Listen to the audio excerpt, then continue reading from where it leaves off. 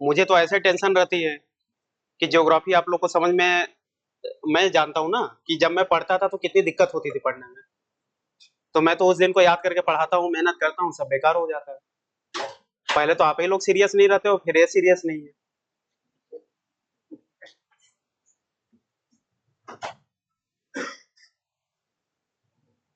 चलिए आगे चले।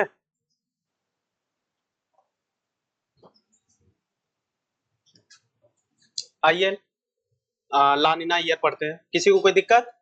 अरे अल्निनो ईयर पढ़ते हैं। हाँ,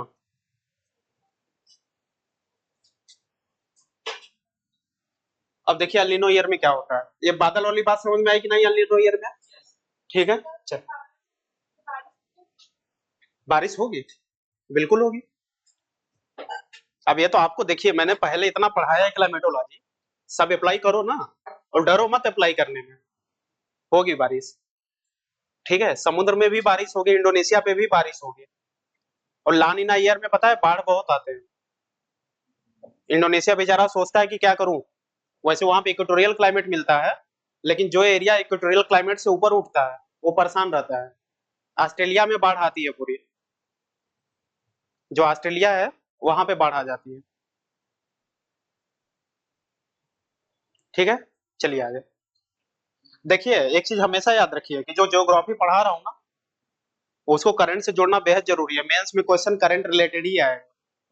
सीधा सीधा जो क्वेश्चन आना है वो नोट से तो हो जाएगा कि जलधाराओं को प्रभावित करने वाले कारक बताइए, लवणता को प्रभावित करने वाले कारक बताइए, अल्निनो लानिना को समझाइए। ठीक है, लेकिन कई सारी घटनाएं न्यूज में ऐसी आती हैं जो इससे लिंक होते हैं, और वह मुझे भी नहीं पता है और किसी को नहीं पता है। जब न्यूज में आएगा तभी पता चलेगा कि अच्छा ये करना है। आप समझे ना? नहीं तो फिर क्या है कि ज्योग्राफी पे जितने रिसर्च हो रहे हैं सब उठा के पढ़ने पड़ेंगे और पढ़ाने पड़ेंगे, तो पॉसिबल है ही नहीं आपको पढ़ाना। मेरी बात समझ रहे हो ना? तो बेसिक कॉन्सेप्ट सब समझाते जा रहा हूं। अवेयर रहना, न्यूज़पेपर पढ़ना इसीलिए कंपलसरी है कि कुछ भी रिलेटेड मिले तुरंत जोड़ के पढ़ो, ना समझ में आए तो टीचर से पूछो कि सर ये न्यूज में आया है, इसको कैसे लिंक करें। और कभी कभी ऐसा भी होता है कि न्यूज में कोई चीज आता है और हमें खुद नहीं पता होता है कि अच्छा ऐसे लिंक करना है, फिर हम उस पर बैठ के पढ़ाई करते हैं तब आपको बताते हैं। क्योंकि करंट अफेयर्स है ना, हमारे लिए भी नया है, कहीं किसी किताब में मिला ही नहीं हमें। किताब में रहेगा तब तो जानेंगे ना। तो करंट अफेयर्स किसी किताब में रहता है? वो तो कोई घटना घटती है तो न्यूज में आता है, फिर जब 8-10 साल चल लेता है ना फिर किताबों में आता है। तो किताब, आप अगर आप ये सोच रहे हो किताब से सिलेक्शन होगा आपका, तो गलत हो। ठीक है, बहुत सारे आते हैं न्यूज में, वो सब चीजें किताब में तुरंत कहाँ आ पाएंगी। यूपीएससी तो इसी साल पूछ लेगा। तो करंट अफेयर्स पढ़ना बहुत जरूरी है, और जियोग्राफी के लिए भी पढ़ना बहुत जरूरी है। और जियोग्राफी में जो मेंस की राइटिंग है वो करंट को जोड़ के ही आएगी। तो मैं क्या करता हूँ कि आपके नोट्स के लास्ट में ना, कुछ देखा होगा दो एक दो नोट्स में, डिस्क्रिप्टिव सब्जेक्टिव टाइप में मैं पूरा लिख के देता हूँ क्वेश्चन आंसर टाइप में। कभी ऑब्जर्व किया है? आज वाले में जाएगा। ठीक है, अब रिवर पढ़ाऊंगा तो जाएगा, इंडस्ट्री पढ़ाऊंगा तो जाऊंगा, तो जाएगा। तो वैसे लिंक करके आपको पढ़ना पड़ेगा, और वो मैगजीन से, मैगजीन नहीं सॉरी, न्यूज़पेपर और मैगजीन से ही आएगा। मैगजीन तो आपकी सुविधा के लिए बोला जाता है पढ़ने के लिए, लेकिन कहाँ से? मेन सोर्स है न्यूज़पेपर।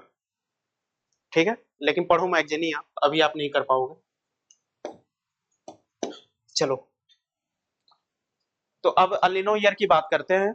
अलिनो ईयर में ये सारे पॉइंट समझ में आए आपको कि अलिनो ईयर में जो सोलर स्पॉट है अपने हरास काल में या विनिंग फेज में जाता है, मतलब उसमें जो फ्लेयर निकल रही है वो क्या होती है? कम हो जाती है। जब फ्लेयर निकलना कम हो जाता है तो ट्रेड विंड क्या हो जाती है? कमजोर हो जाती है। फिर ट्रेड विंड में इतनी शक्ति नहीं रहती है कि वह यहां से अपवेलिंग कर पाए, तो यहाँ पे अपवेलिंग होना बंद हो जाता है। ठीक है, और जब यहाँ अपवेलिंग बंद हो जाता है तो यहाँ पे अब होता क्या है, ध्यान से सुनो। इधर से गर्म जल इधर की तरफ आता है,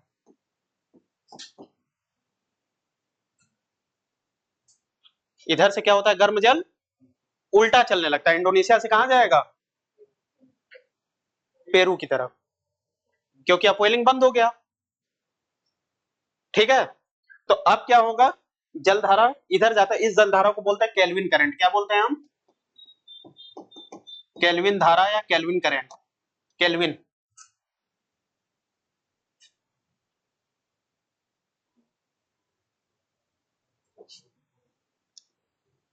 अब ध्यान से देखो,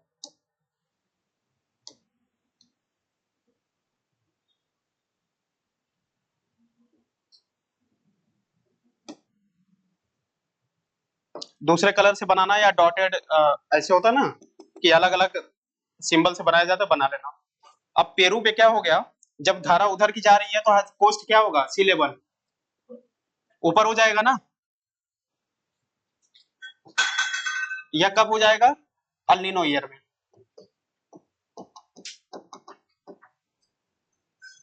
और ये कब है, नॉर्मल ईयर में। लिखा तो है नॉर्मल ईयर, चलो फिर से लिख देते हैं।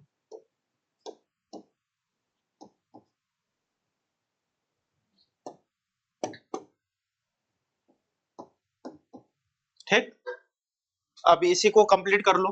अब देखो, अब इधर से धारा किधर जा रही है, इधर की तरफ। तो जब इधर से जा रही है, मैप में देखो, ये फालतू वाले हटेंगे कैसे, कुछ पता है किसी को?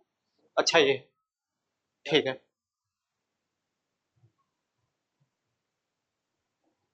ठीक। अब देखो,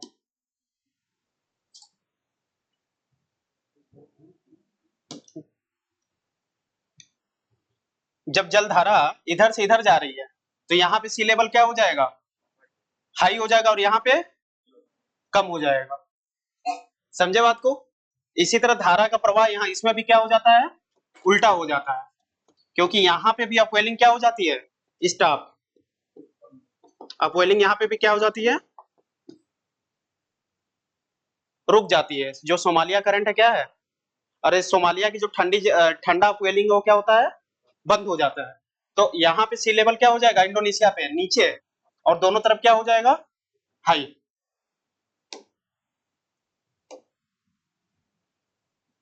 तो यहाँ पे भी सी लेवल यहाँ आ जाएगा, और यहाँ इंडोनेशिया पे क्या हो जाएगा, नीचे। अब इसको मिला दो,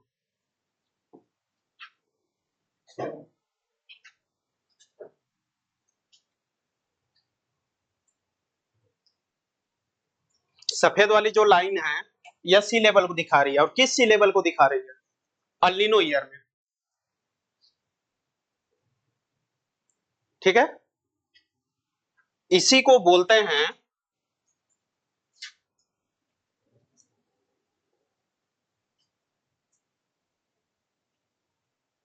ऑसिलेशन। यहां पे देखो ये पॉइंट है ना, और यहाँ पे ये पॉइंट है, यहाँ पे पैसिफिक में ये वाला पॉइंट, ये प्रशांत महासागर है, यह हिंद महासागर है। तो पैसिफिक में ये वाला पॉइंट और इंडियन ओशन में ये वाला पॉइंट, यहां से क्या हो रहा है, नॉर्मल ईयर और अल नीनो ईयर में समुद्र तल में चेंज हो रहा है, ऑसिलेशन हो रहा है। देखो ध्यान से, नॉर्मल ईयर में ऐसे था, नॉर्मल ईयर में कैसे था, केवल इसकी बात कर रहा हूं मैं ना, किसकी बात कर रहा हूं, प्रशांत महासागर की। देखो बनाना बाद में, मैं प्रशांत महासागर की बात कर रहा हूं। नॉर्मल ईयर में कैसे था, ऐसे था, ठीक। लेकिन अल नीनो ईयर में कैसे हो गया, ऐसे। तो यह जो हो रहा है ना, इसको ऑसिलेशन या दोलन बोलते हैं। क्या बोलते हैं, ऑसिलेशन या दोलन। ठीक, और इस घटना को सी सा भी बोलते हैं। क्या बोलते हैं, सी सॉ।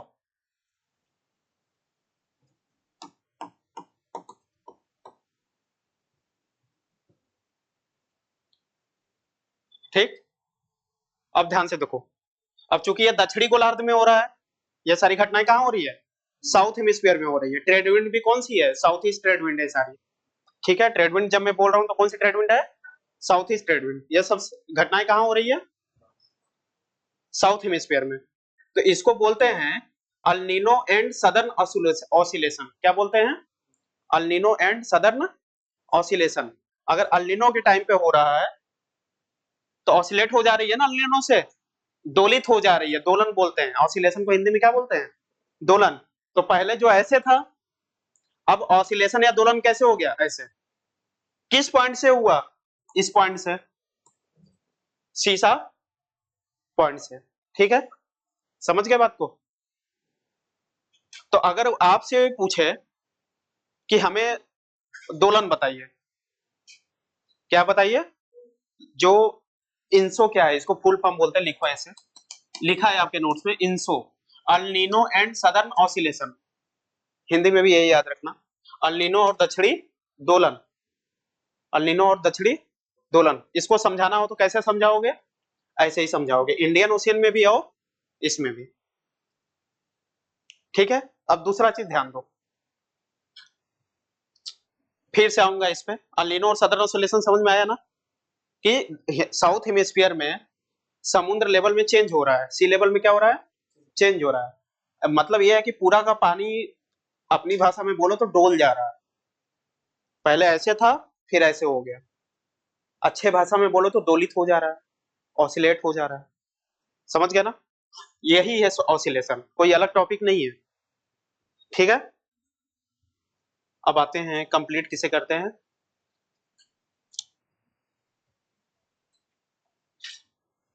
अल नीनो को।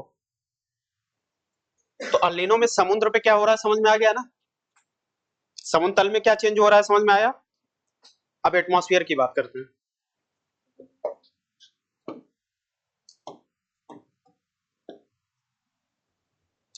अब ध्यान दो, अब यहाँ पे गर्मी बढ़ जाएगी, नॉर्मल ईयर में 22 डिग्री सेल्सियस तापमान था, अब कितना हो गया है, क्यों हुआ है, अपवेलिंग स्टाफ, ठीक है। और गर्म जलधारा का प्रभाव इंडोनेशिया से पेरू की तरफ हो रहा है, पहले उल्टा हो रहा था, तुलना कर पा रहे हो ना, हाँ, ऐसा थोड़ी खड़बड़ाहट मुझे सुनाई दे रही है, शांत हो जाइए आप लोग, ठीक है, ध्यान से सुनिए। अब यहां से हवा क्या करेगी, ऊपर की तरफ उठेगी, चूंकि यह गर्म है ना, तो यहाँ पे क्या लिखे, माइनस या प्लस, माइनस, यहां से हवा ऊपर की तरफ उठेगी, ठीक, और इंडोनेशिया पे प्लस बनेगा, ठीक, और इंडोनेशिया पे प्लस क्यों बनेगा बताइए, और इंडोनेशिया पे प्लस कहां बनाना है, ध्यान देना, जो पश्चिम इंडोनेशिया है, मतलब जो पेरू के साइड वाला इंडोनेशिया है ना, उधर प्लस बनाना है। इंडोनेशिया को दो भागों में बांटो, ध्यान से सुनो मेरी, पूरा पूरा पूर्वी इंडोनेशिया, सॉरी, जो पूर्वी इंडोनेशिया है उधर प्लस लिखना, इधर माइनस लिखना है बाद में, हमें मैं पहले लिख दे रहा हूं, इंडोनेशिया पे हमें दोनों लिखना है, समझे ना बात को, और दो दो लाइन खींचनी है यहाँ पे, तो इंडोनेशिया का थोड़ा एरिया बढ़ाओ। अब हम बात कर रहे हैं पूर्वी इंडोनेशिया की, ठीक है, अब ध्यान से सुनो होता क्या है, इस पूर्वी इंडोनेशिया पे हाई प्रेशर क्यों है बताओ, पहले बादल विद्यमान थे यहाँ पे, इंसुलेशन आ रहा था वापस लौट जा रहा था, एक कारण ये हुआ, ठीक है। दूसरा कारण क्या है कि गर्म जल धारा जो पहले इधर चल रहा था, इधर से जा रहा था, वो स्टॉप हो गया, उल्टा प्रवाहित होने लगा, ठीक है। अब देखो, तो यहाँ पे हवाएं क्या होंगी, नीचे बैठेंगी, और यह पूरा एक साइकिल बनेगा, ठीक है। तो अब क्या हुआ है, वाकर सेल यहाँ पे रिवर्स हो गया, वाकर सेल क्या हो गया, रिवर्स हो गया, व्युत्क्रमित हो गया है, वाकर सेल का रिवर्सल लिख दो, रिवर्स या व्युत्क्रमित वाकर सेल, व्युत्क्रमित वाकर सेल,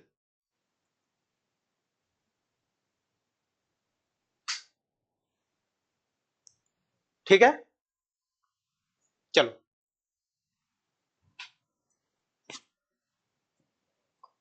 अब यहां पे तो देखो, वाकर सेल रिवर्स हो गया, मतलब अलिनो ईयर में क्या हुआ, वाकर सेल ही, जो हवा पहले ऐसे चल रही थी, वाकर सेल में हवा कैसे चल रही थी, ऐसे चल रही थी, अब कैसे चलने लगी, ऐसे चलने लगी, उल्टा हो गया, समझ गए बात को, ठीक। लेकिन उसी समय इंडोनेशिया क्या है, बहुत बड़ा पार्ट है, इंडोनेशिया क्या है, बहुत बड़ा पार्ट है, तो यहां से हवाएं ऊपर की तरफ उठती हैं, यहां से हवाएं क्या होंगी, ऊपर की तरफ उठती हैं। अब कारण क्या है, कारण ये है कि देखो यह जो यहां से हवा उठी है, ध्यान से सुनो, यहां से जो हवा उठ रही है यह इतनी शक्तिशाली नहीं है कि यह ज्यादा दूरी तय कर पाए। फिर से सुनो, यह हवा इतनी शक्तिशाली नहीं है कि बहुत ज्यादा दूरी तय कर पाए। या यहां से क्या है, ये तो अल्नीनो आया तो बन गया, ठीक, और जब बना तो ऊपर उठा, तो इतनी शक्ति इसके पास नहीं है कि ये जो दूरी है इतना तय कर पाए लंबा, तो ये पहले गिर जाती है। तो आधे इंडोनेशिया पे क्या बनाती है, हाई प्रेशर। आधे इंडोनेशिया पे क्या बनाती है, हाई प्रेशर, लेकिन बाकी इंडोनेशिया पे लो प्रेशर ही रहता है। समझे बात को, बाकी इंडोनेशिया पे अगर इन दोनों की बात करोगे, सबको हटा दो, केवल इन दोनों की, तो आधा इंडोनेशिया क्या झेलेगा, हाई प्रेशर, मतलब बरसात नहीं मिलेगा इंडोनेशिया को, ठीक है, लेकिन आधे इंडोनेशिया को क्या मिलेगा, लो प्रेशर, और यहाँ हवाएं क्या होंगी, ऊपर की तरफ उठेंगी। समझ रहे हो बात को, ठीक। अब यहां से जब हवा उठेगी, तो अब बताओ यहां से जो लो प्रेशर बना है, यह लो प्रेशर तेज वाला है या कम वाला है, कम वाला। समझे बात को, तो अब ध्यान से सुनो, यह जब जाएगी इधर ना, तो अब यह सोमालिया पे ना गिर के पहले गिर जाएगी, सोमालिया पे ना गिर के कहां गिर जाएगी, पहले, और यह वीक भी होगी, और क्या होगी, कमजोर भी होगी, ठीक। तो अब ये होगा कि नॉर्मल ईयर में जितना तेजी से आ रहा था हवा, नॉर्मल ईयर में जितना तेजी से चल रहा था, ये रिवर्स नहीं हुआ इंडियन ओशियन में, ध्यान से देखो, केवल यह वाला उल्टा हुआ है, प्रशांत वाला, इंडियन वाला उल्टा, लेकिन इंडियन वाले की भी जो लंबाई है ना, कम हो गई है, शॉर्टन हो गया है, छोटा हो गया है।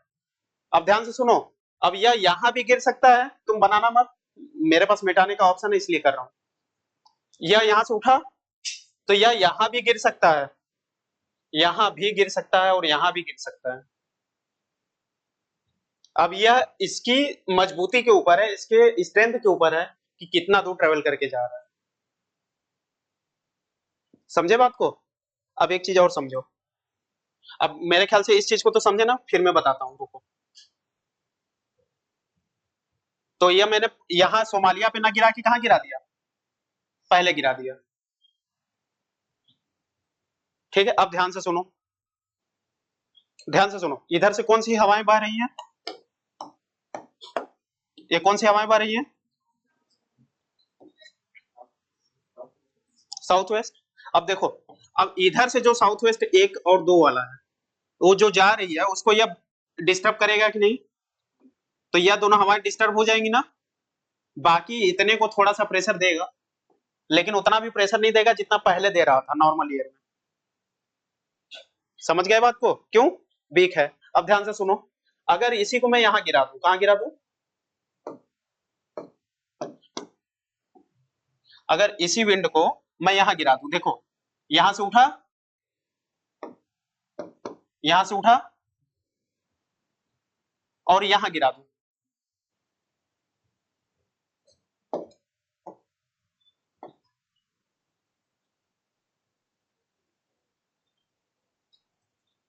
जब यहां गिराऊंगा तो बे ऑफ बंगाल की जो थोड़ी बहुत इधर शाखा है उसको सपोर्ट कर देगा, साउथ वेस्ट मानसून यही है ना, बे ऑफ बंगाल की शाखा, लेकिन इधर वाले को तो सपोर्ट नहीं करेगा ना।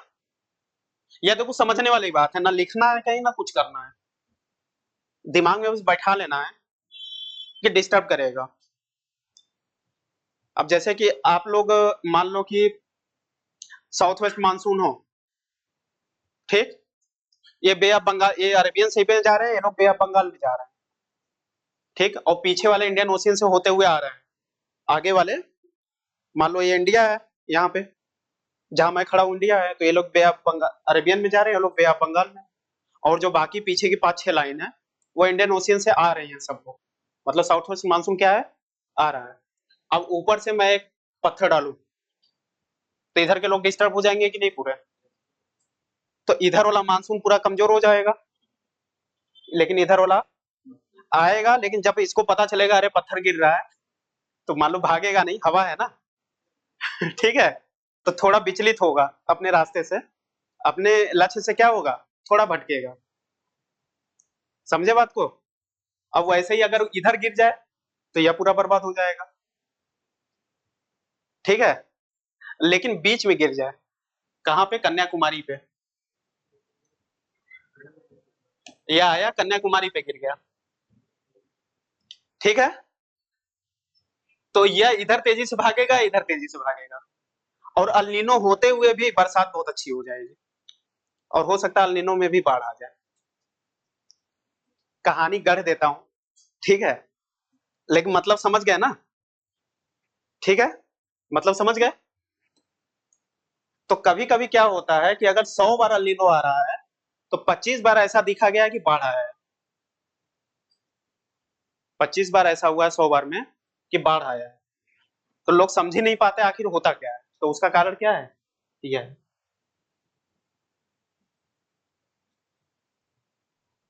समझे बात को? ठीक, अब आओ आगे।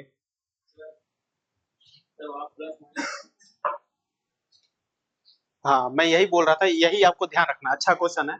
मैंने ये बताया कि इंडोनेशिया का देखो एक्सटेंशन बहुत ज्यादा है मैप में, लॉन्गिट्यूडनल एक्सटेंशन देखो इंडोनेशिया का थोड़ा ज्यादा है।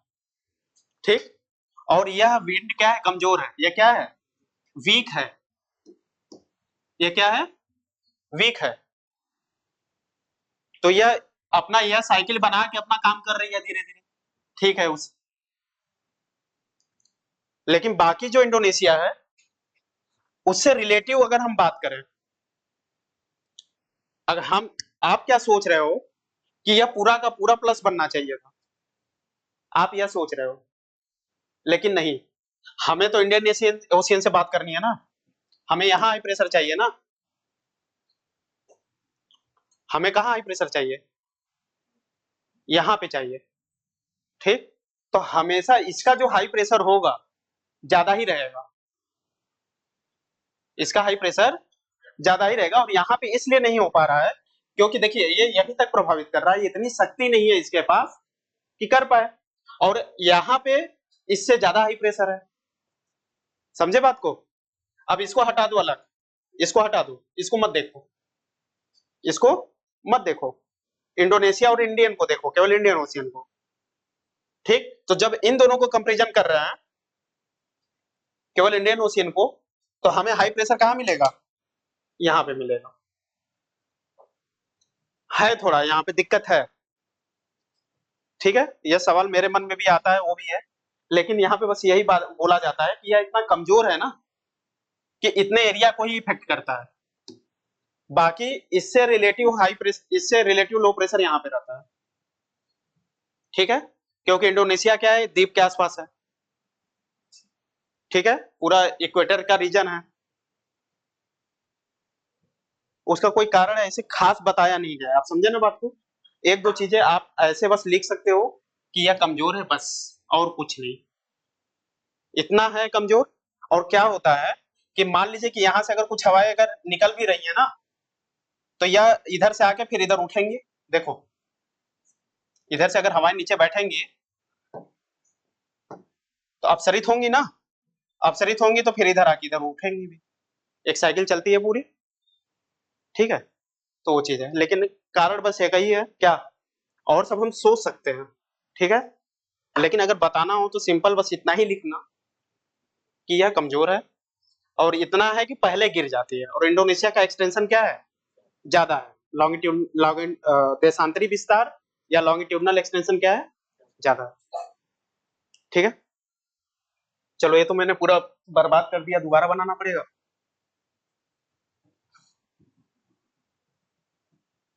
कोई नहीं, अभी देखो ये हो गया ना। अब देखो, इंडियन ओशियन का पूरा कॉन्सेप्ट समझ में आ गया। अब फिर से पैसिफिक में आओ, अब एक दो नए टर्म सीखो।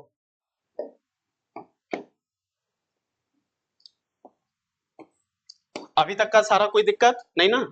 अब ध्यान से देखो, यहां से जलधारा इधर जा रही थी ना, यहां से जलधारा इधर जा रही थी, तो यह जलधारा जब इधर जाती है और पेरू से टकराती है, तो यहां पे बहने लगती है, इसको बोलते हैं एल नीनो करंट। क्या बोलते हैं? El Nino.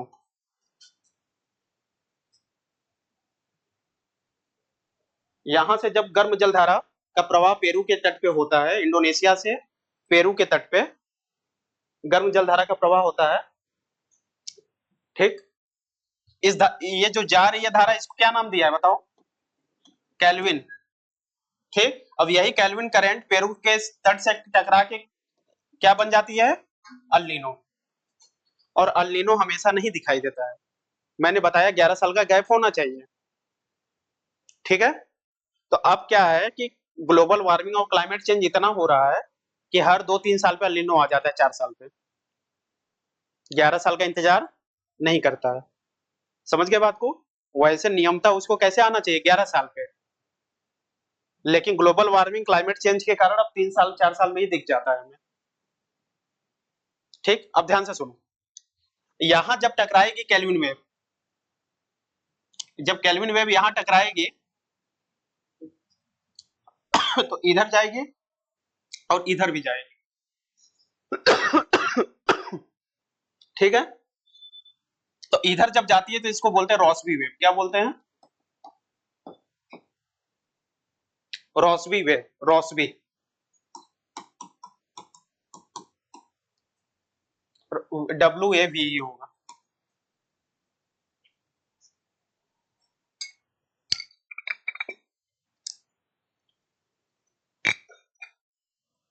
अब ध्यान से सुनो, यह थोड़ा और आगे बढ़ेगी, रॉसबी वेव थोड़ा और आगे। यहाँ पे क्या है? जापान है। क्या है? जापान। तुम अलग फिगर भी बना सकते हो, ठीक है, लेकिन एल नीनो में बनाओगे तो थोड़ा रिलेट कर पाओगे चीजों को। यहाँ पे क्या है? जापान है। तो यह गर्म रोशनी वेव जब सॉरी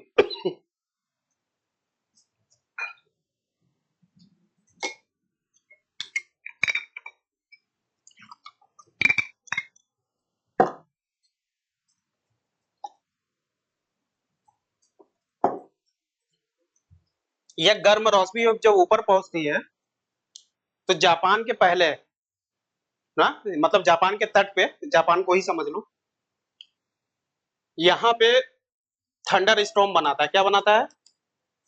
क्यों? क्योंकि गर्म जलधारा वहां पहुंचा है। क्या बनाता है?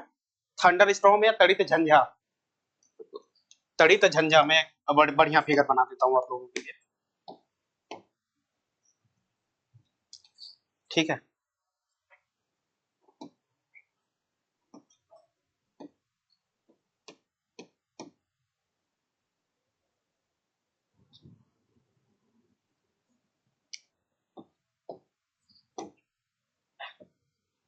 होkkaido होन्सो शिकोकू क्यूशु, ये क्या है? पूरा जापान है,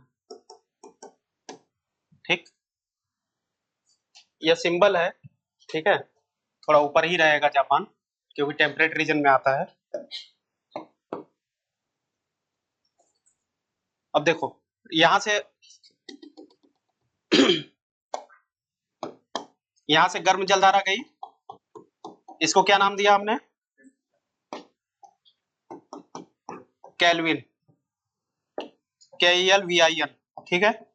अब देखो, यही कैल्विन वेव बाद में किस में गर्म जलधारा में बदल जाती है? El Nino. तो पेरू के तट पे कौन सी जलधारा दिखाई देती है? अल नीनो, ठीक। फिर यही जो जलधारा है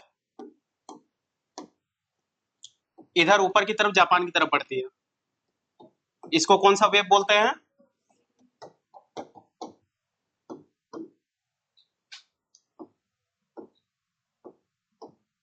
ठीक। अब ध्यान से देखो, अब यहाँ पे जब रोशनी वेव पहुंचती है तो यहाँ पे कुछ करती है। क्या करती है? तो थंडर स्टॉर्म क्रिएट करती है। क्या है? थंडर स्टॉर्म, मतलब तड़ित झंझा। ये समझो कि कन्वेक्शनल करंट से जो रेनफॉल होता है ना, गर्म पानी से या गर्म गर्म हवा के ऊपर उठने से जो भी घटनाएं होती हैं वह सब होती है यहाँ पे, ठीक। इस घटना को क्या बोलते हैं? मोडोकी। क्या बोलते हैं? मोडोकी। मोडोकी। इस घटना को क्या बोलते हैं? मोडोकी। मोडोकी घटना लिखना, केवल मोडोकी मत लिखना। क्या लिखना? मोडोकी। अल नीनो एंड मोडोकी लिख के आ जाए, मतलब अल नीनो जिस समय बन रही है उसी समय मध्य प्रशांत में कौन सी घटना हो रही है? आ, कौन सी घटना हो रही है? मोडोकी की। अब मोडोकी को फिर से समझो, थोड़ा सा समझो।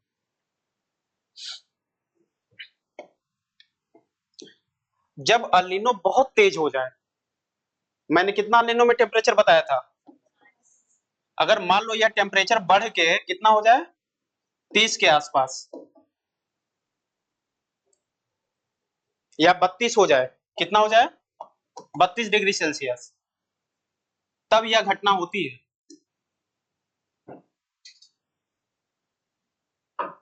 रोसबी वेव तो बनेगा, लेकिन जो थंडर स्टॉर्म वगैरह क्रिएट करना है वो क्या होगा? जब 30-32 डिग्री सेल्सियस के आसपास तापमान पहुंचेगा। मतलब नॉर्मल देखो, एक अल नीनो आया तो बहुत स्ट्रॉन्ग अल नीनो आया, और एक है बस आ गया। अब जैसे कि मैं इंटर करूं और चुपचाप आके बैठ जाऊं तो आप कहोगे आप पवन सर आ गए, ठीक। लेकिन मैं दौड़ के आऊं, फिर कहो पवन सर दौड़ते हुए बहुत तेजी से आया। अंतर है ना? एक चल के आया, एक दौड़ के आया, अंतर है दोनों में। ऐसे ही अगर नॉर्मल अल नीनो है, उसमें उतनी शक्ति नहीं है, तो मोडोकी की घटना नहीं होगी, या नोट डाउन अपनी भाषा में कर लो, ठीक है। कमजोर अल नीनो की अवस्था में या सामान्य अल नीनो की अवस्था में मोडोकी की घटना नहीं होगी। Modoki not happened in normal El Nino condition, ठीक है।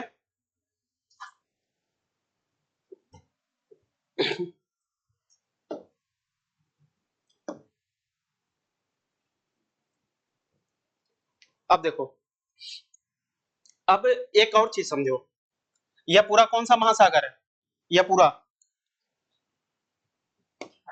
कौन कौन नहीं समझ पा रहा है, यह प्रशांत महासागर है। यह पूरा कौन सा महासागर है? यहां तक पूरा प्रशांत महासागर है ना, ठीक। अब मोडोकी की घटना यहाँ पे हो रही है, मतलब पश्चिमी जापान, पूर्वी जापान पे, ठीक है। पूर्वी जापान पे किसकी घटना हो रही है? मोडोकी की। अब ध्यान से समझो, अब होता क्या है कि यहाँ पे गर्मी और ज्यादा होती है, मतलब बीच का जो टेम्परेचर है वह गर्म होता है, और अगल बगल रिलेटिव ठंडा होता है। अगल बगल का जो टेम्परेचर है, पूरे प्रशांत का जो टेम्परेचर है वो क्या होगा? रिलेटिवली कम होगा। भले ही ये 30 है, 32 हो गया, ठीक है। भले ही यह 30 या 32 हो गया, लेकिन यह समझो कि अगर यह प्रशांत महासागर है, उत्तरी प्रशांत महासागर कौन सा है? North Pacific ocean. यहाँ पे जापान है ना, तो यहाँ पे मोडोकी की घटना हो रही है। तो यह जो सर्किल है इसका टेम्परेचर अगर मैं बोलूं 34 डिग्री सेल्सियस है, कितना है? 34। तो अगल बगल का टेम्परेचर कितना होगा? 30 या 29, समझे बात को? अगल बगल का टेम्परेचर कितना होगा? 30 या 29। यह तुम्हारे समझने के लिए, मतलब यह समझना है तुम्हें कि मोडोकी की घटना में बीच का टेम्परेचर हाई होता है, ठीक है। जो मध्य प्रशांत है उसका क्या होगा? मध्य नॉर्थ हेमिस्फीयर का जो प्रशांत महासागर है उसके बीचों बीच टेम्परेचर क्या होगा? हाई होगा। और अगल बगल का टेम्परेचर क्या होगा? तो अमेरिका के पास टेम्परेचर कम होगा या ज्यादा? मोडोकी से रिलेशन में कम होगा, ठीक है। कारण मत पूछना क्यों ज्यादा होगा। मैंने पहले बताया कि मानसून बहुत क्या है, रहस्यमयी है, ठीक है। लेकिन यह घटना पाई जाती है, इसीलिए तो पढ़ रहा है, ठीक है। लेकिन इतना ध्यान देना कि रोसबी भी एक गर्म है, ठीक। तो तड़ित झंझा क्यों हो रहा है ये तो समझ में आ रहा है, लेकिन टेम्परेचर क्यों बढ़ जा रहा है, यह समझ में नहीं आ रहा है। समझे बात को? तो मोडुकी समझ में आया? तो मोडुकी अल नीनो के टाइम पे आएगा या नॉर्मल ईयर के? अल नीनो के टाइम पे। ठीक।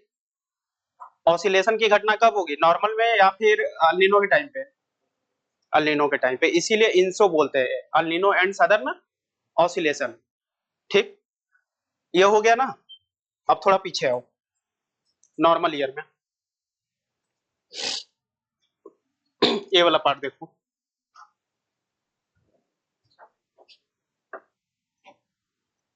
फिगर को देखना, यहाँ इंडिया को बना लो। ठीक है, ये क्या है, इंडिया है। ठीक, अब प्लस माइनस को ध्यान देना।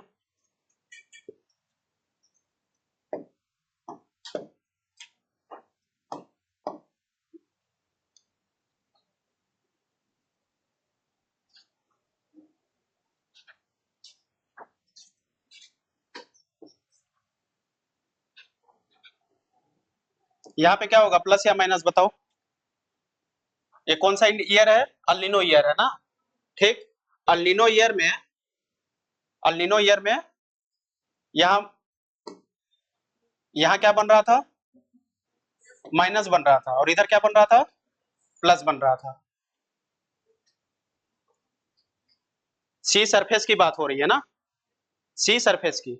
यहाँ माइनस, इधर प्लस बन रहा था, और यहाँ क्या बन रहा था, माइनस, और यहाँ क्या बन रहा था, प्लस। ठीक है, कैसे माइनस बनेगा, ये उलट थोड़ी रहा है, कमजोर हो रहा है ना। अल नीनो ईयर की जब बात करोगे, मैंने अल नीनो पे ही लिखा है ना। ठीक तो है, देखो कहाँ गया अल नीनो, ये जो सफेद वाली लाइन है अल नीनो की ही तो है। अब प्लस माइनस बताओ, एटमॉस्फेयर के लिए लिख रहे हैं या फिर समुद्र सतह, ओशियन वाटर के लिए, पहले बताओ तुम। At, atmospheric high pressure low pressure के लिए लिख रहा है। आप भूल गए कि मैंने अभी थोड़ी शुरुआत में लिखा था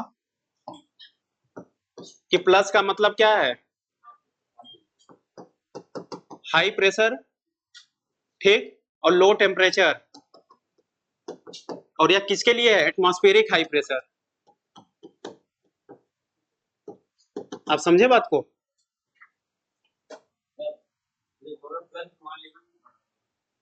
अरे आप नहीं समझ रहे हो, पहले वो मैंने क्या लिखा है, एटमॉस्फेरिक हाई प्रेशर लिखा है, ये देखो। प्लस का मतलब क्या है, समुद्र का। प्लस माइनस नहीं बता रहा हूं मैं, किसका बता रहा हूं, प्लस माइनस जहां भी लिख रहा हूं वह एटमॉस्फेयर के कंटेक्स्ट में है। नोट डाउन करो, नोट करके, जिसको कंफ्यूजन है, और होना जरूरी है कंफ्यूजन। ठीक है, यही कारण है कि हमें भी पढ़ के आना पड़ता है।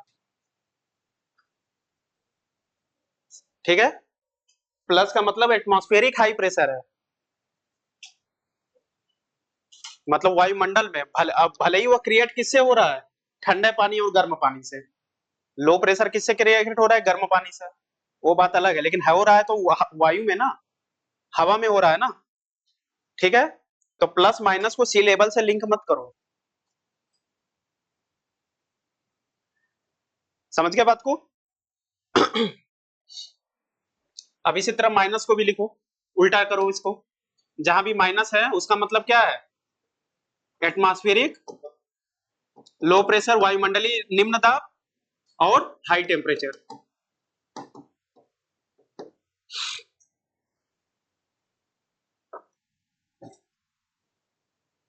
हिंदी में दिक्कत नहीं है ना?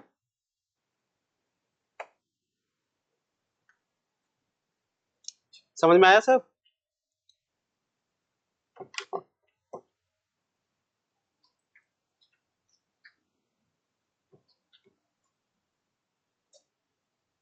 चलो,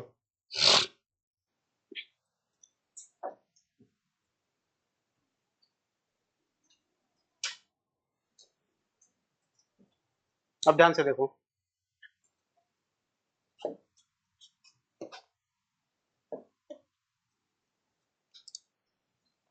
अभी मैं सी लेवल की बात नहीं कर रहा हूँ, किसकी बात नहीं कर रहा हूँ, सी लेवल की नहीं कर रहा हूँ, मैं ये कह रहा हूँ वैसे देखो उस मैप से भी कर सकते हो, यह जो बताना है इस वाले मैप से भी कर सकते हो, कोई दिक्कत नहीं है, ये वाली जो मैप है पूरी अल नीनो ला नीना की, ठीक है, लेकिन यहाँ पे थोड़ा बताना आसान है इसलिए बता रहा हूँ। देखो यह जो प्लस माइनस है, जैसे चुंबक में दो ध्रुव होता है, डाइपोल होता है चुंबक में, द्विध्रुव, एक प्लस एक माइनस, तो वैसे ही हम इसको कंसीडर करते हैं इंडियन ओशियन में मानसून के संदर्भ में,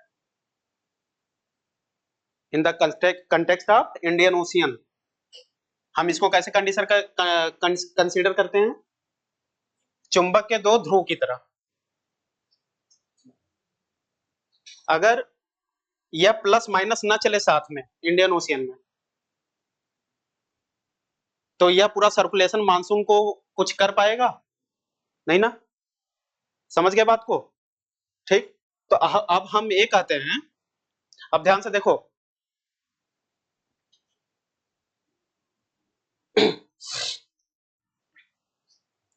अब क्या है, हम ये बोलते हैं कि यह दो द्विध्रुव हैं, तो जब नॉर्मल कंडीशन होगा, जब नॉर्मल कंडीशन होगा तो इसको बोलेंगे पॉजिटिव इंडियन डाइपोल, क्या बोलेंगे, पॉजिटिव इंडियन डाइपोल। जब नॉर्मल कंडीशन होगा, मुझे बस प्लस माइनस दिखाना था, उसको लेके मिलाने मत लगना कि उल्टा हो रहा है, ठीक है। नॉर्मल कंडीशन में मुझे क्या बताना है, क्या होता है, पॉजिटिव इंडियन डाइपोल, मतलब इंडिया के मानसून के लिए पॉजिटिव होता है, बस इतना मतलब है, ठीक है। अब क्यों पॉजिटिव होता है, तो पॉजिटिव होने में फिर सारा प्रोसेस हम किसका बताएंगे, नॉर्मल कंडीशन का, ला नीना कंडीशन का भी बता सकते हैं। मतलब यह जो प्लस और माइनस की इंडियन ओशियन में स्थिति पाई जा रही है, इसको हटाओ अभी थोड़ी देर के लिए, यह जो प्लस और माइनस की स्थिति पाई जा रही है इंडियन ओशियन में, नॉर्मल कंडीशन में क्या बोल रहे हैं हम, पॉजिटिव इंडियन डाइपोल, और जब पॉजिटिव है तो इंडियन मानसून के लिए क्या होगा, अच्छा होगा, समझ गए। लेकिन अल नीनो कंडीशन में बोलेंगे निगेटिव इंडियन डाइपोल, क्या बोलेंगे, negative Indian dipole, Indian ocean के टाइम पे क्या बोलेंगे हम, निगेटिव इंडियन डाइपोल, क्योंकि उस समय यह कमजोर हो जाता है, इन दोनों के बीच उतना आकर्षण नहीं रहता है, मतलब यहाँ पे अट्रैक्शन से है, जो मैंने चुंबक का एग्जांपल लिया था, तो प्लस माइनस का अट्रैक्शन होता है ना, तो निगेटिव इंडियन डाइपोल में प्लस और माइनस का अट्रैक्शन क्या हो गया है, कम हो गया है, और पॉजिटिव इंडियन डाइपोल में क्या हो गया है, मजबूत हो गया है, ठीक है।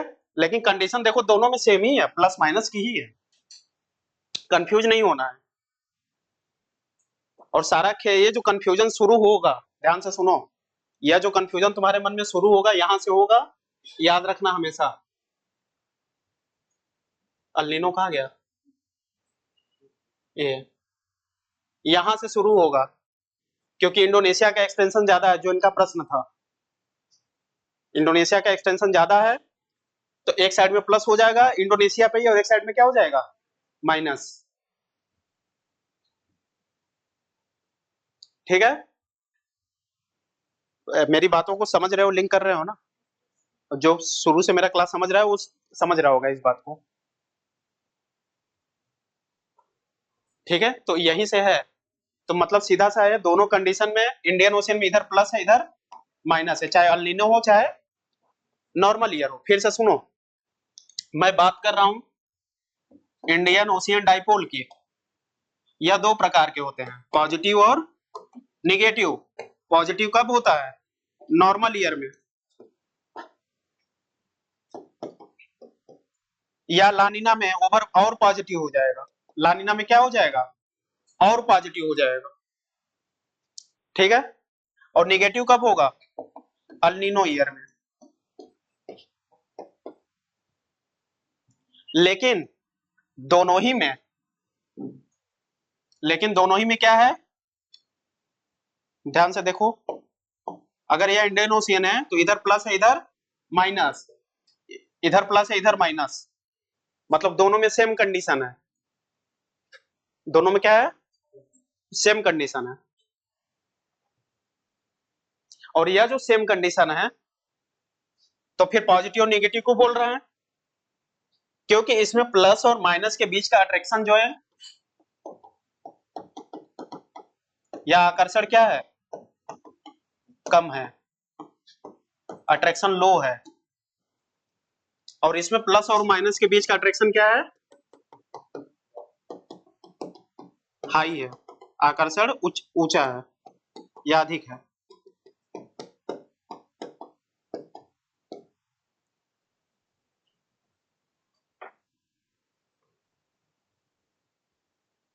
समझ गए ना बात को।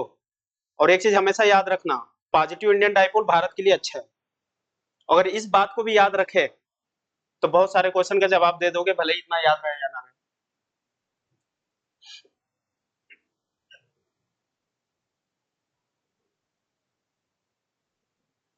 ठीक, अब देखो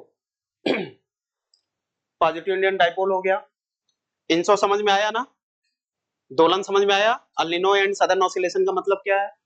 ठीक, अब एक समझो मैडम मैडम जूलियन ऑसिलेशन क्या होता है।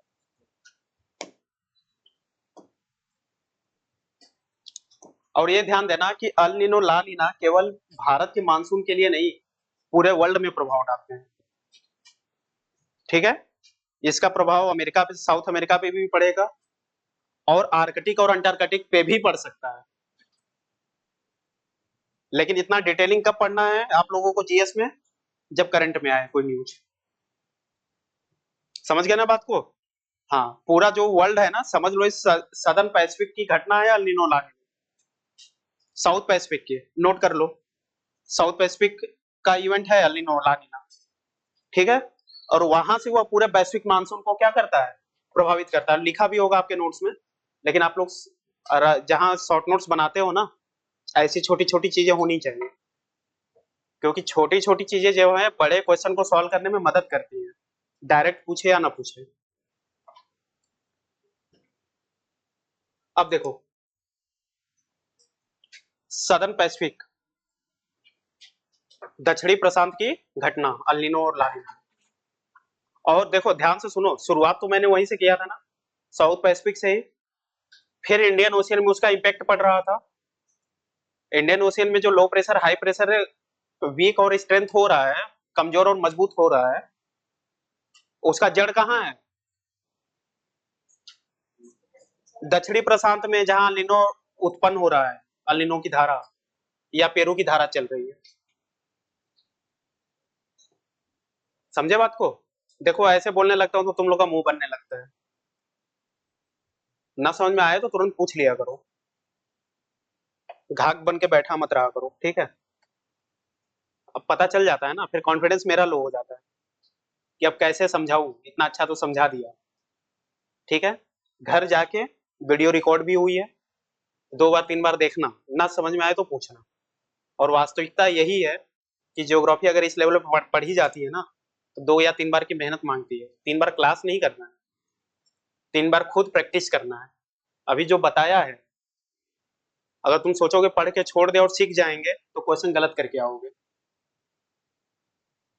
तो मैं घर जाके वर्ल्ड का मैप बना के सारी प्रोसेस को, जैसे मैंने सोच सोच के बोला है, वैसे लिंक करना पड़ेगा।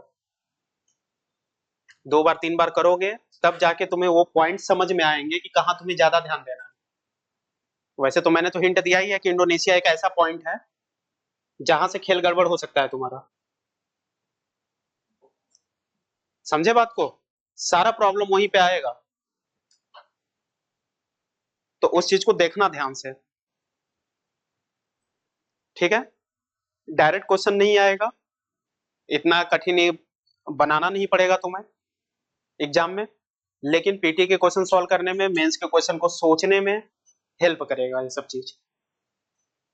अगर मोडोपी ही बताया मैंने बीच में हो रहा है, तो तुम्हें पता होना चाहिए रॉसबी वेव जा रही है, तो थोड़ा तो टेम्परेचर इंक्रीज करेगी बीच में। समझ गया ना बात को। और इंक्रीज करेगी भी, देखो ध्यान से सुनो,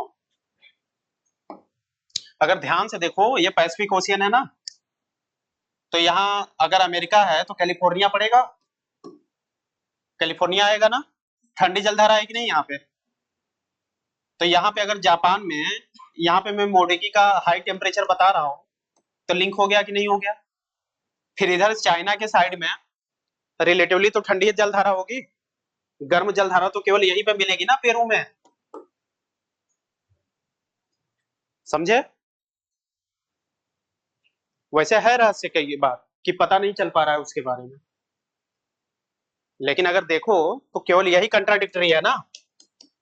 ऊपर जाने पे ठंडा हो जाना चाहिए अल नीनो, अगर रॉसबी वेव ऊपर जा रहा है तो। ठीक है, यही है रहस्य की बात। लेकिन बाकी अगर थोड़ा दिमाग लगाओ तो इधर क्या है, कौन सी करंट है, कैलिफोर्निया की करंट है। इधर नॉर्मल कोई वैसी घटना हो नहीं रही है गर्म जलधारा की, तो ऐसे भी चीजों को सोच सकते हो। निकलना है अगल बगल। देखो मैंने पहली क्लास लिया था, या बार बार बोलता हूँ, लोकेशन मोस्ट इंपॉर्टेंट किसी भी चीज का। जैसे ही मैं बोला कि नॉर्थ हेमिस्फीयर का मध्य प्रशांत, ठीक है, प्रशांत महासागर में नॉर्थ हेमिस्फीयर का जो बीच वाला पार्ट है जापान का, जापान के पूरब वाला, यह गर्म हो रहा है। और फिर बोला कि अगल बगल टेम्परेचर क्या होता है, ठंडा। तो तुरंत सोचो कि आखिर अगल बगल है क्या कि ठंडा हो रहा है टेम्परेचर। ठीक, तो दो चार पॉइंट रिसर्च न होने के बावजूद भी अपने दिमाग से निकालोगे, क्या निकालोगे, कैलिफोर्निया की ठंडी जलधारा। फिर इधर कोई ऐसी घटना नहीं हो रही है जो यहाँ पे हो रही है। ठीक है, फिर इसको एक्सप्लेन जब करोगे तो कह दोगे ये रहस्यमय है, मिस्टीरियस है, हो जाएगा तुम्हारा काम। दो लाइन ना आते हुए बढ़ा के लिखा। तो जियोग्राफी में क्या करना है, जैसे आईआर वाले सर ने बताया होगा ना, कि अगर यहाँ की घटना चल रही तो थोड़ा अगल बगल नजर डाल लो, कौन सा देश है उसकी क्या स्थिति है, बताया होगा ना उन्होंने, कि अगर ईरान में यह चल रहा है तो देखो इजराइल क्या कर रहा है, सऊदी अरब क्या कर रहा है उसके बारे में, कुवैत क्या सोच रहा है। इतना तो सिखाया होगा उन्होंने। ऐसे ही जियोग्राफी में भी करना है। अब बात यहाँ पे कोई देश नहीं है, यहाँ पे मोटो की है, अगल बगल देख लो, एक बार नजर डाल लो। लेकिन ये कब होगा, जब पूरी जियोग्राफी ईमानदारी से 2 बार रगड़ के पढ़े रहोगे। आधों को तो यही नहीं पता होगा कि कैलिफोर्निया करंट ठंडी है या गर्म है, मुझे पता है। ठीक है, तो जब यही नहीं पता है तो कैसे कर पाओगे क्वेश्चन। और ये कोई कठिन काम नहीं है, सब पढ़ाया गया है, सब नोट्स में है। नोट्स को रटना है और नोट्स को समझना है, केवल समझना नहीं है, रटना भी है। अगर केवल समझ के जाओगे 4 क्वेश्चन कम करके आओगे, बाहर हो एग्जाम से। रट के जाओगे 4 क्वेश्चन ज्यादा करके आओगे, इन हो जाओगे। समझे बात को? तो दोनों का बैलेंस लेके चलना है। ठीक है, अब मैं क्या बताने जा रहा था, मैडम जूलियन ऑसिलेशन ना।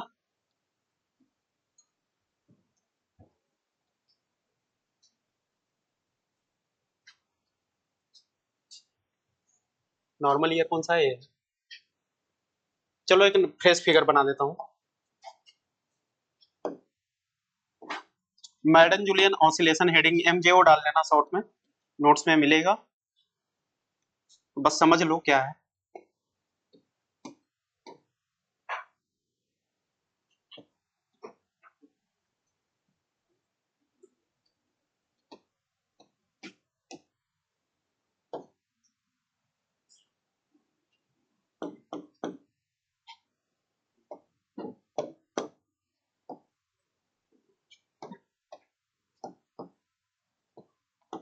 ठीक है, यही था ना। अब देखो नॉर्मल ईयर में क्या हो रहा था, यहां से जलधारा यहाँ पे आके गर्मी बनाएगी कि नहीं। ध्यान से सुनो, नॉर्मल ईयर में मैंने यह बताया था कि यहाँ पेरू के तट से अपवेलिंग होता है, गर्म जलधारा यहाँ इंडोनेशिया पे जमा होती है। रिकॉल हो रहा है? ठीक, अब यही गर्म जलधारा इधर की तरफ प्रवाहित होती है। ठीक है, क्योंकि इंडोनेशिया का सी लेवल क्या है, यहाँ पे हाई है। नॉर्मल ईयर में इंडोनेशिया का सी लेवल क्या है, हाई है। तो जब सी लेवल हाई है तो यह इधर की तरफ मूव करता है। ठीक, अब जब मूव करता है तो यहाँ पे आके भी तो गर्मी बनाएगा, हाई प्रेशर हवा गिरने से बन रहा है। ठीक है, ठीक, यहाँ पे हाई प्रेशर हवा के नीचे आने से बन रहा है। ठीक, लेकिन ये जो गर्म जलधारा आ रही है तो यहाँ पे क्या करती है, कन्वेक्शनल करंट उत्पन्न करती है। क्या करती है?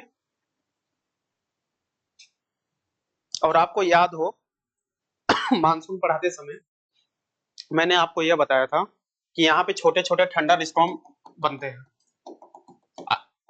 या क्या बिखरे हुए रहते हैं। याद आया? उसके बनने का एक कारण यह भी है, जलधारा। यह नोट्स में लिख के तो नहीं दूंगा मैं, ठीक है, लेकिन चीजों को रिलेट करना सीखो। इतना डीप मानसून कोई पढ़ाता भी नहीं है। मैं बोला ना पहले दिन कि ऑप्शनल के लेवल पे पढ़ा रहा हूँ। कठिन तो नहीं लगा ना, लेकिन 4 बार प्रैक्टिस करना, नहीं तो कठिन बन जाएगा। अभी आसान लग रहा है, ठीक है।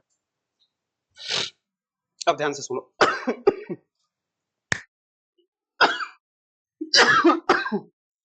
होता क्या है, यह जब ऊपर उठता है तो यहाँ लो प्रेशर बना, और लो प्रेशर बनने के बाद जैसे ही ऊपर थोड़ा हाइट गेन करता है, जैसे ही थोड़ा हाइट गेन करता है, यह ऐसे चलने लगता है। वो चल रहा है एक अलग चीज है, वो है विद्यमान है, कंफ्यूज मत करना। ये हवा चल ही रही है, इसमें कोई दिक्कत नहीं है। समझ गया ना बात को? ये हवा है, चल रही है, लेकिन यहां से जो गर्म जलधारा आती है, ये क्या है? वार्म ओशनिक करंट है। यहाँ पे आके टेम्परेचर बढ़ा देती है और ऊपर उठती है। ऊपर उठती है तो ऊपर जाके जेट जैसी, जेट नहीं बनता है, क्या बनता है? जेट जैसी प्रभावित होने लगती है। जैसे हेडली सेल में ऊपर प्रभावित हो रहा था, फेरल सेल में ऊपर प्रभावित हो रहा था। समझे बात को? वैसे चलने लगती है और कहीं गिरने लगती है। क्या है? कहीं गिरने लगती है, ठीक है। और फिर ये हवा एक ऐसी सर्कुलेशन बनाती है।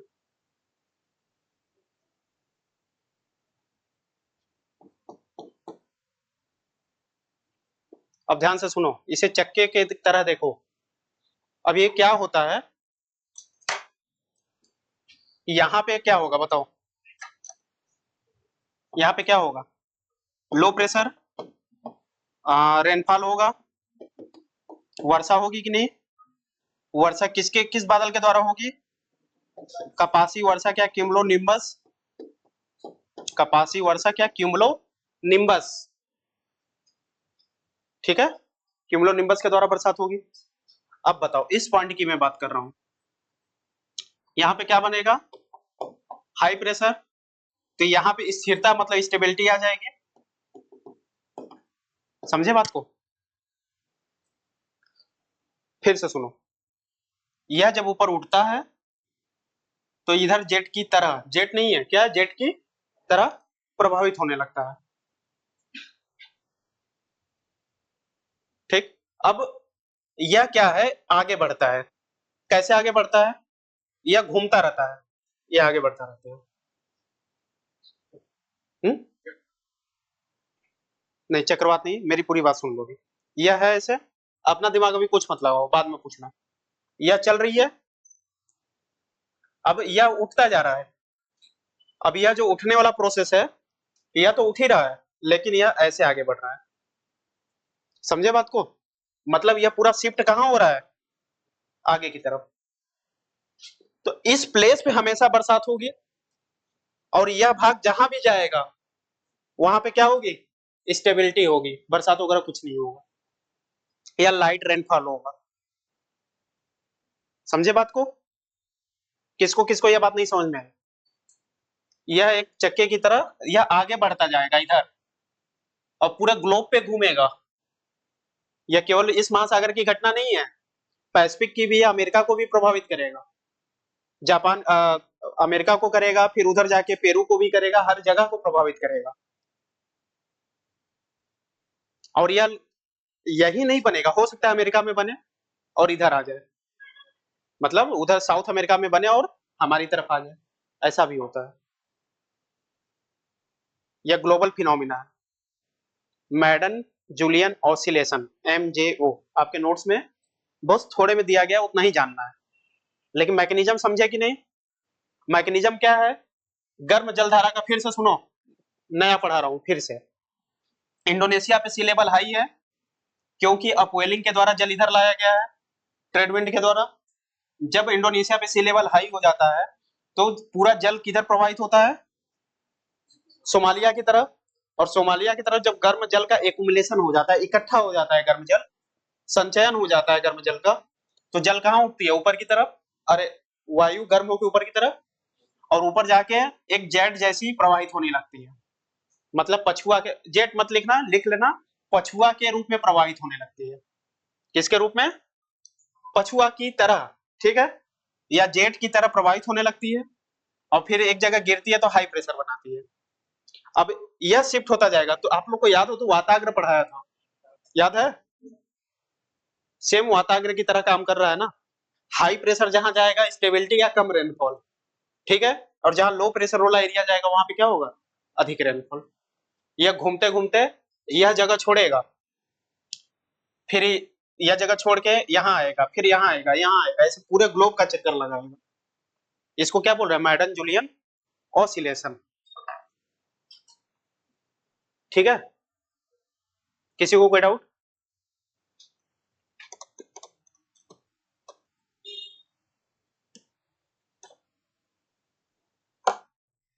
आगे चले। अब आगे कुछ बचा नहीं है बताने के लिए, ठीक है, मानसून में इतना ही है, ठीक। लेकिन थोड़ा मैं प्रैक्टिस करा देता हूँ चीजों की, ठीक है। चीजों की प्रैक्टिस मतलब रिवीजन नहीं। जैसे कि हाई प्रेशर लो प्रेशर बताया, वैसे अगर मानसून के प्रभाव को बताना हो, वैसे आपके नोट्स में तो सारा लिखा हुआ है, बताइए। यह नॉर्मल ईयर है,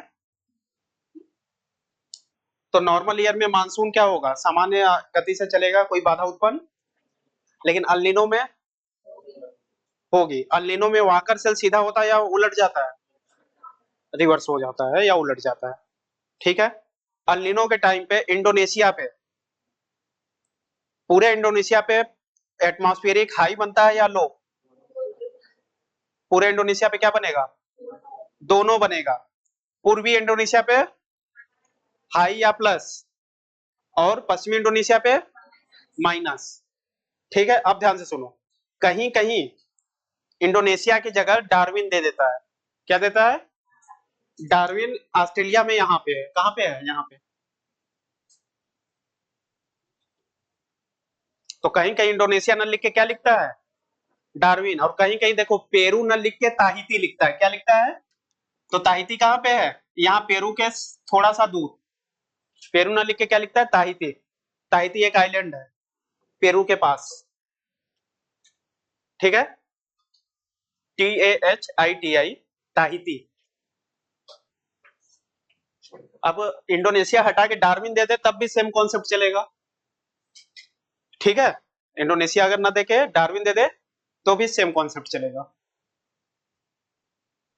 वैसे हमें इंडोनेशिया डार्विन के चक्कर में कम पढ़ना है, पूर्वी और पश्चिमी को ज्यादा ध्यान में रखना है, लेकिन पढ़ो ऐसे ही, फिर एग्जाम में क्या है, तुरंत खींच के प्लस माइनस बना के क्वेश्चन सॉल्व करो,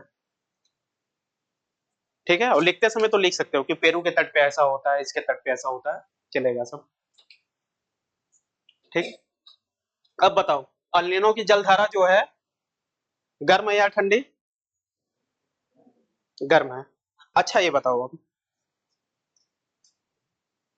सामान्य ईयर है, अपवेलिंग हो रहा है, कहाँ पे, पेरू के तट पे।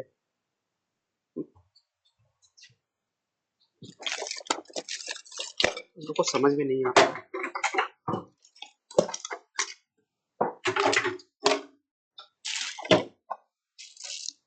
चलो बताओ, पेरू के तट पे अपवेलिंग हो रहा है, तो मछलियां ज्यादा आएंगी या कम, मछलियां ज्यादा आएंगी, तो मछलियों की मात्रा, तो पेरू को फायदा होगा या नुकसान, ठीक है। अल नीनो के टाइम पे पेरू पे बरसात होगा या क्या होगा बताओ, पेरू के कोस्ट पे क्या होगा अल्नीनो के टाइम पे? पेरू के तट पे कौन सी जलधारा बह रही है? गर्म मतलब अल्नीनो। तो पेरू के कोस्ट पे बारिश होगी। पेरू के कोस्ट पे क्या होगी? हवा ऊपर उठ रही है ना। अल्नीनो के टाइम में पेरू के कोस्ट पे क्या हो रही है? हवा ऊपर उठ रही है। अभी मैं केवल मेरा सेंटर पॉइंट पेरू है। मैंने बोला कि पेरू पे नॉर्मल कंडीशन में अपवेलिंग हो रही है, मछलियां ज्यादा हो जाएंगी। ठीक।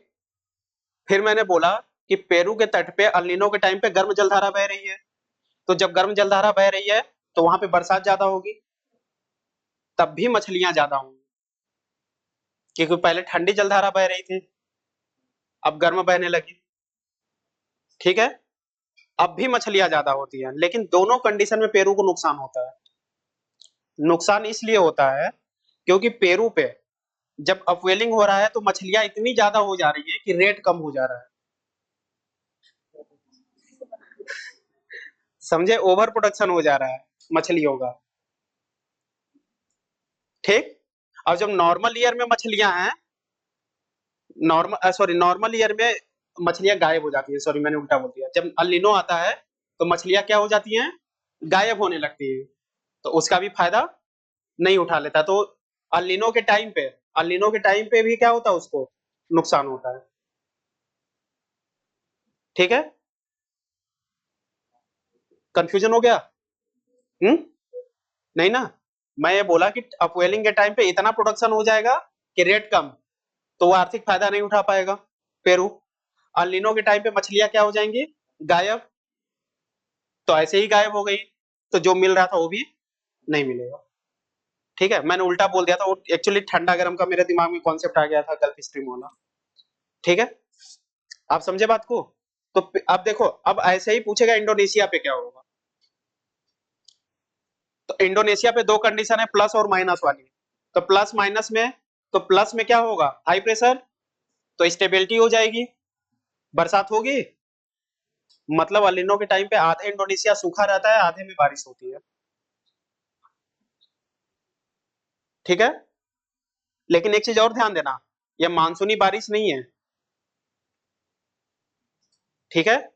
अगर आपसे क्वेश्चन पूछा जाए इंडोनेशिया में कौन सी क्लाइमेट पाई जाती है, तो इक्वेटोरियल क्लाइमेट लगाओगे। कौन सा क्लाइमेट? इक्वेटोरियल। ठीक है। अगर कई ऑप्शन दे, वैसे देखो सब वेरी करता है। ठीक है। 10 डिग्री के ऊपर इक्वेटोरियल क्लाइमेट तो मिलेगा नहीं, लेकिन मेजर इंडोनेशिया किस में आता है? बहुत बड़ा पार्ट इंडोनेशिया का इक्वेटोरियल क्लाइमेट में आता है। ठीक। अब उसी समय अगर पूछे कि डार्विन में क्या स्थिति होगी अलिनो के टाइम पे, सूखा पड़ेगा, क्योंकि हवा क्या हो गई? डार्विन यहाँ पे है ना, इंडोनेशिया के थोड़ा पूर्वी साइड में। डार्विन कहाँ पड़ेगा? इंडोनेशिया के पूर्वी साइड में नीचे पड़ेगा। तो डार्विन पे हाई प्रेशर बनेगा, तो अलिनो के टाइम पे वहां पे क्या हो जाएगा? सूखा हो जाएगा। ठीक है। लेकिन नॉर्मल ईयर में ये पूरा डार्विन है और ये पूरा क्वींसलैंड है।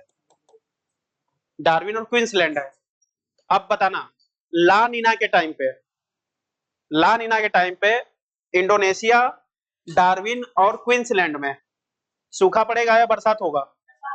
बरसात होगा और बाढ़ आती है।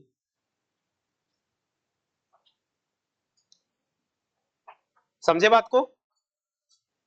अब देखो, ये रटने वाली चीज नहीं है, समझ के करने वाली चीज है।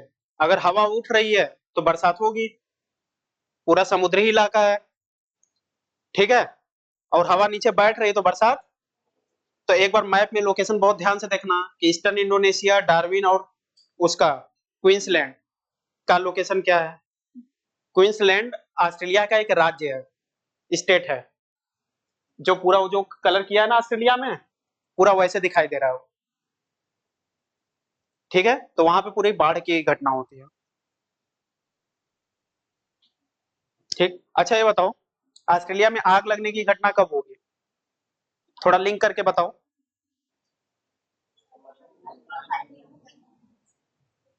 अल्निनो के टाइम पे। गुड। अल्निनो के टाइम पे क्यों होगा? सूखा पड़ेगा, बारिश होगी नहीं, और भी कारण है। हाई प्रेशर बन रहा है, इंसुलेशन हाई हो जाएगा। ठीक है। तो अलिनो के टाइम पे ऑस्ट्रेलिया में आग लगने की घटना, इंडोनेशिया में आग लगने की घटना क्या है, बढ़ जाएगी। ठीक है। तो अभी क्या है, ऑस्ट्रेलिया में कुछ फोटो वगैरह आए थे ना, ऑस्ट्रेलिया में आग लग रही थी, ऐसे जंगल में सब हिरन वगैरह जले हुए भाग रहे हैं। ठीक है। तो उस समय यह क्वेश्चन न्यूज में था, तो हमें वहां ध्यान देने की जरूरत थी। और उसके पहले हमें भी नहीं पता था कि इसको आग से जोड़ना है, उस समय हमें भी नहीं पता था। लेकिन न्यूज में जब आ गया, तब स्टडी हुई कि आखिर वहां आग क्यों लगी। तब एक रीजन निकल के आया, वाकर सेल रिवर्स होना। ठीक है। तब पता चला, तो उसको फिर हमने पढ़ाया, यानी फिर हमें एक स्टूडेंट को क्या है, ध्यान देना है। समझे बात को। चलो ठीक है, तो मानसून में कंप्लीट समझो अपने तरफ से। बाकी आप लोग जाके 3-4 बार प्रैक्टिस करो, कल वाली क्लास भी आज वाली भी। ठीक है। फिर प्रैक्टिस करने के बाद आप समझो कि आपको आया है, नहीं तो अभी पढ़ के मत छोड़ना। मैं नोट्स अभी तुरंत भेज दे रहा हूँ, 2 मिनट लगेगा। ठीक है। इस टॉपिक का, उसमें कोई फिगर नहीं है, यही फिगर आपको यूज करना है जो बनाया है। ठीक। अच्छा ये बताओ, अभी इसके बाद क्लास लूं। ठीक। ऐसा है, 1-1.5 घंटे केवल, ज्यादा हैवी टॉपिक नहीं है। हम्म। हाँ। ये आवाज तो आने लगी। ऐसा है, मैं अभी थोड़ी देर में बता देता हूँ आपको। अभी आधे घंटे रहोगे ना। अभी आवाज डिस्टर्ब नहीं कर रही है, कर रही है थोड़ा। ये बताओ कौन कौन पढ़ना चाहता है। ठीक है, जो लोग हाथ नहीं उठाए वो जा सकते हैं। ठीक है। आधे घंटे में मैं रिवर वाला टॉपिक लूंगा। ठीक है। मैं ये नहीं पढ़ाऊंगा कि गंगा नदी आती है, ऐसे वो वाला टॉपिक नहीं है, वो आपको खुद ही पढ़ना है। ठीक है। मैं रिवर पढ़ाऊंगा। अगर ये आवाज थोड़ी बढ़ जाएगी तो क्लास तुरंत बंद कर देंगे, नहीं तो पढ़ते रहेंगे। ठीक है। हाँ, छुट्टी में आए हो तो थोड़ा कर लो, फायदा कर लो। ठीक है। तो आधे घंटे में मिलिए आप लोग। ठीक है।